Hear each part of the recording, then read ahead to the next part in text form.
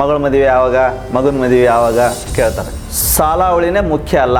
ನಿಮ್ಮ ಹುಟ್ಟಿದ ಜಾತಕ ಆಲ್ರೆಡಿ ನಿರ್ಣಯ ಆಗಿರುತ್ತೆ. ಆ ಗಂಡು ಹೆಣ್ಣುಗಳಲ್ಲಿ ಇಚ್ಛಾಶಕ್ತಿ ಕೊರತೆ ಇರುತ್ತೆ. ಆಸ್ತಿ ಇರಬೇಕು, ರೈತ ಆಗಿರಬಾರ್ದು. ಅಲ್ಲಿ ಹೆಣ್ಣು ಹಾರ ಇಟ್ಕೊಂಡು ಯಾರಿಗೆ ಮನಸ್ಸು ಕೊಟ್ಟು ಹಾರ ಹಾಕ್ತಾಳಲ್ಲ ಅದ ಮದುವೆ. ದುಷ್ಟಗ್ರಹಗಳಿದ್ರೆ ಗಂಡಾಂತರಗಳು ದೋಷಗಳು ಇರೋಂಥದ್ದು ಹೆಣ್ಣಿಗೆ ಇರ್ಬೋದು, ಗಂಡಿಗೆ ಇರ್ಬೋದು. ಓಂ ಶ್ರೀ ಗುರುಭ್ಯೋ ನಮಃ.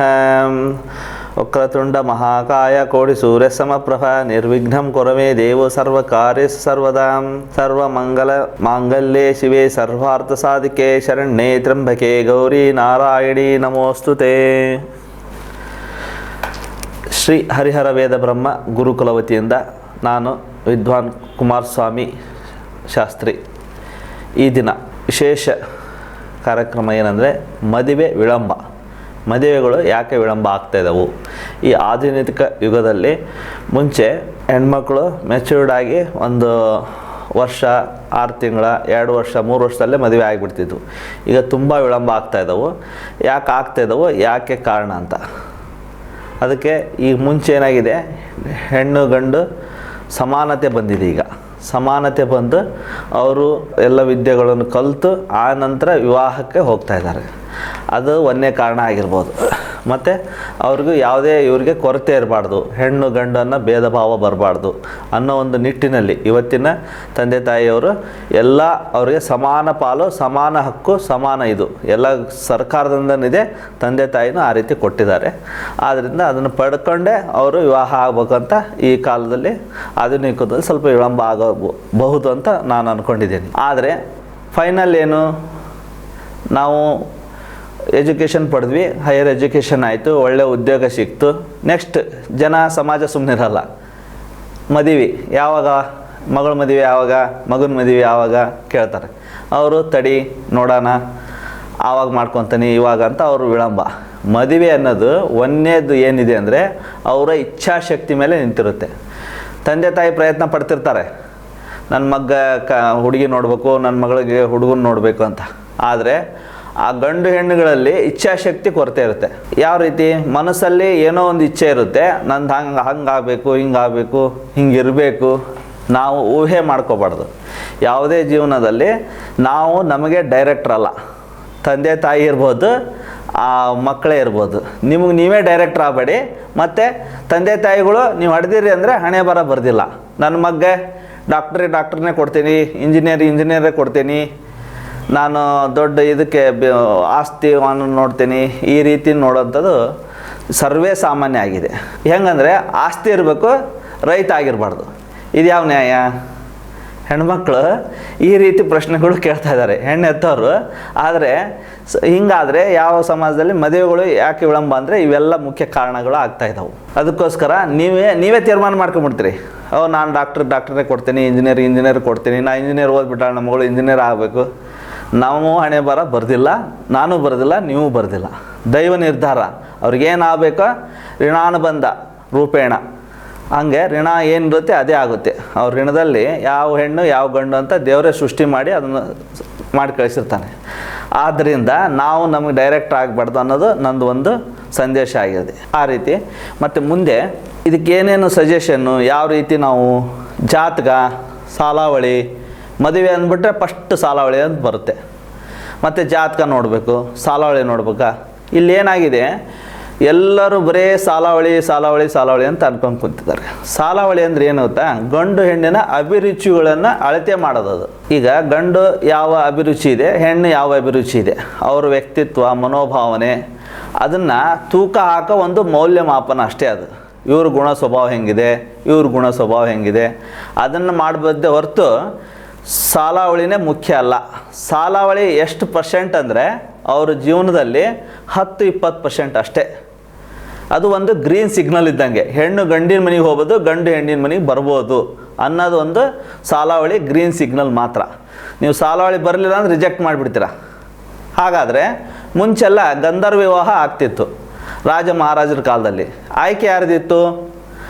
5-10 ಜನ ರಾಜರು ಇರ್ತಿದ್ರು ಸಭೆಯಲ್ಲಿ. ಅಲ್ಲಿ ಹೆಣ್ಣು ಹಾರ ಇಟ್ಕೊಂಡು ಯಾರಿಗೆ ಮನಸ್ಸು ಕೊಟ್ಟು ಹಾರ ಹಾಕ್ತಾಳಲ್ಲ ಅದೇ ಮದುವೆ. ಹೆಣ್ಣು ಗಂಡು ಮನಸ್ಸು ತೋತ್ರೆ ಅದೇ ಮದುವೆ. ಮಾನಸಿಕವಾದ ಮದುವೆ ಆಗಿ ಹೋಯ್ತು ಅಲ್ಲೇ, ಅದು ಮದುವೆ ಆಗಿತ್ತು. ಇವತ್ತಿನ ಕಾಲಯುಗದಲ್ಲಿ ಹೆಂಗಿದೆ ಅಂದರೆ ಲವ್ ಮ್ಯಾರೇಜ್, ಒಬ್ಬರು ಕ್ರಶ್ ಪ್ರೀತಿ ಪ್ರೇಮದಿಂದ ಮದುವೆ ಆಗೋಂಥದ್ದು. ಅದು ಗಂಧರ್ವ ವಿವಾಹ, ಈಗ ಲವ್ ಮ್ಯಾರೇಜು. ಇಷ್ಟೇ ಡಿಫ್ರೆನ್ಸು. ಆ ಕಾಲಕ್ಕೂ ಏನು ಈ ಕಾಲಕ್ಕೂ ಬದಲಾವಣೆ ಇಲ್ಲ. ಆದರೆ ಆಯ್ಕೆ ಯಾರ್ದಿತ್ತು? ಮುಖ್ಯವಾಗಿ ಹೆಣ್ಣಿಂದೆ ಆಯ್ಕೆ ಇತ್ತು. ಆವಾಗಲೂ ಅದೇ ಇತ್ತು, ಇವಾಗಲೂ ಅದೇ ಇದೆ. ಅದಕ್ಕೆ ಹೆಣ್ಣೊಂದು ಮನಸ್ಸು ಹೋದರೆ ಇಡೀ ಕುಟುಂಬ ಸಂತೋಷವಾಗಿದ್ದಂಗೆ.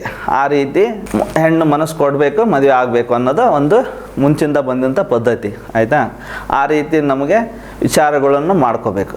ನೆಕ್ಸ್ಟ್ ಕುಂಡಲಿ, ಪೂರ್ವ ಪುಣ್ಯ, ಅವರ ಭಾಗ್ಯಸ್ಥಾನ, ಅವ್ರ ಲಾಭಸ್ಥಾನಗಳು, ಧನಸ್ಥಾನ, ಕುಟುಂಬ ಸ್ಥಾನಗಳು ಅಂತ ಹೇಳ್ತೀವಿ. 1, 4, 7, 10. ಆ ಕುಟುಂಬ ಸ್ಥಾನದಲ್ಲಿ ಪಾಪಗ್ರಹಗಳು ಬಂದಲ್ಲಿ ವಿವಾಹ ವಿಳಂಬ. 6, 8, 12 ದುಸ್ಥಾನಾಧಿಪತಿಗಳು ಕುಟುಂಬ ಸ್ಥಾನದಲ್ಲಿ ಏನಾದರೂ ಕೂತ್ಕೊಂಡ್ರೆ ವಿಳಂಬ ಆಗ್ತಾ ಹೋಗುತ್ತೆ. ಮತ್ತು ಹೆಣ್ಣಿಗೆ ಮಾಂಗಲ್ಯ ಸ್ಥಾನ ಅಂತ ಹೇಳ್ತೀವಿ. ಅಷ್ಟಮ ಸ್ಥಾನ, ಮಾಂಗಲ್ಯ ಸ್ಥಾನದಲ್ಲಿ ಏನಾದರೂ ದುಷ್ಟಗ್ರಹಗಳಿದ್ದರೆ, ಗಂಡಾಂತರಗಳು, ದೋಷಗಳು ಇರೋಂಥದ್ದು ಹೆಣ್ಣಿಗೆ ಇರ್ಬೋದು, ಗಂಡಿಗೆ ಇರ್ಬೋದು.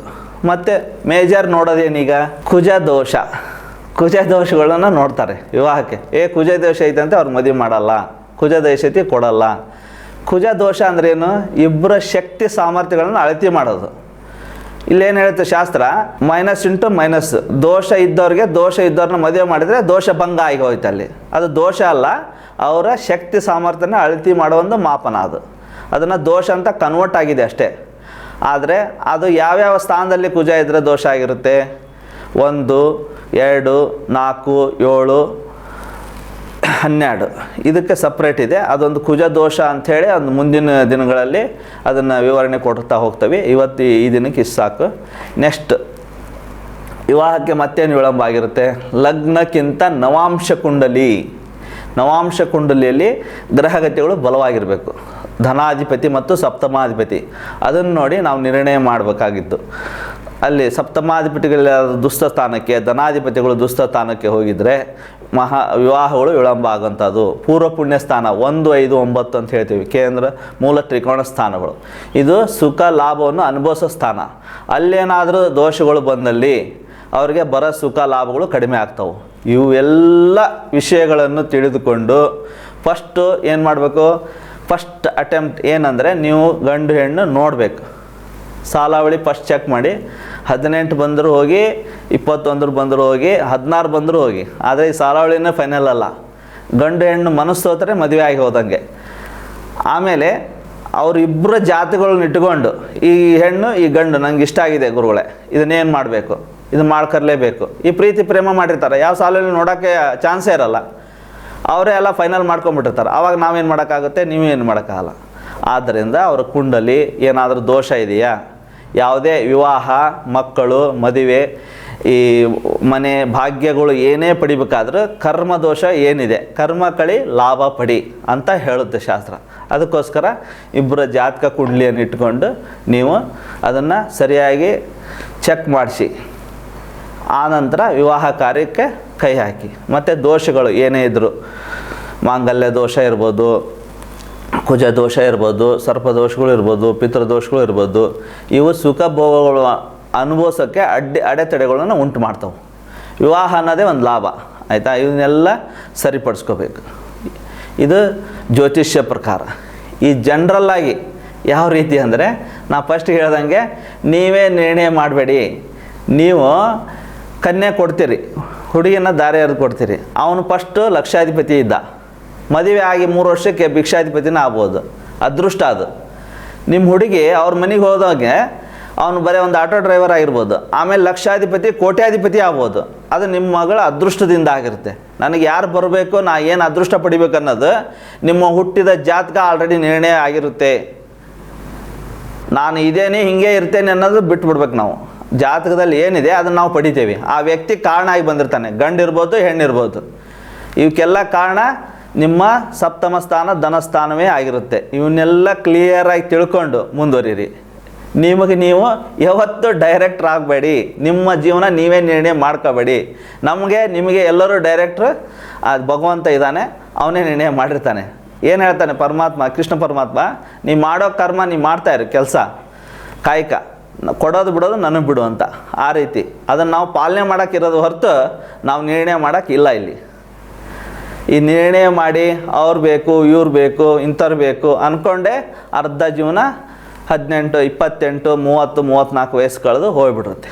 ಸರಿನಾ? ಆದ್ದರಿಂದ ಇವನ್ನೆಲ್ಲನ ತಲೆಯಲ್ಲಿ ಕ್ಲಿಯರ್ ಮಾಡಿಕೊಂಡು ನೀವು ಒಳ್ಳೆ ಮನೋಭಾವನೆ, ಒಳ್ಳೆಯವನು ಆರೋಗ್ಯವಾಗಿ ಚೆನ್ನಾಗಿದೆಯಾ, ಅವನ ಆರೋಗ್ಯ ಹೆಂಗಿದೆ, ಅವನ ಅಷ್ಟಮ ಸ್ಥಾನ, ಆಯುಷ್ಯ ಸ್ಥಾನ ಹೆಂಗಿದೆ, ಇದನ್ನೆಲ್ಲ ತೊಳ್ಕೊಳ್ಳಿ.